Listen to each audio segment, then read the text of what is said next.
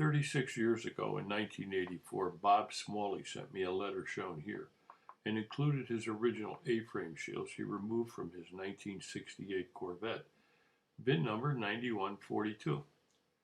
Early 68 shields stapled on, while the later 68 to 82 shields attached with plastic push-in fasteners. Shortly thereafter, we started to reproduce these shields. Soon other reproductions appeared in the Corvette aftermarket. Now in 2020, I discovered that the later introduced repros were not copies of Bob Smalley's originals or the ones I had reproduced. However, it took me 36 years to realize this. While ordering some parts from another vendor, I accidentally transposed a digit in their part number. Consequently, we received a different part than intended. It was another vendor's first designed A-frame shield. Rather than return it, I decided to compare it to Bob Smalley's originals and the one we reproduced in 1984. On these other early 68 repro shields, the rear flap is almost an inch shorter and the lower edge is straight, not curved as on Bob Smalley's original parts. Coincidentally, the later 68 to 82 shields also have this same short flap and straight edge.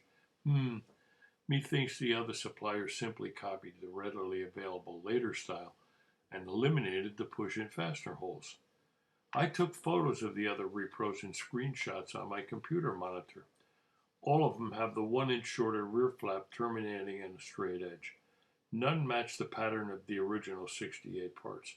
Some of the other repros also lack the small round holes at the upper end of each front and rear slit. These are strain relief holes and often used at the end of a slit or crack to prevent the slit or crack from enlarging. Our reproduction is 99% accurate and faithful to the original in pattern, size, thickness, and masticated material composition. Some may say, so what? However, we've always strived to reproduce a part that is as close to the original as possible, instead of a fast buck solution to merely get a competing product on the market. As Cy Sim says, an educated consumer is our best customer.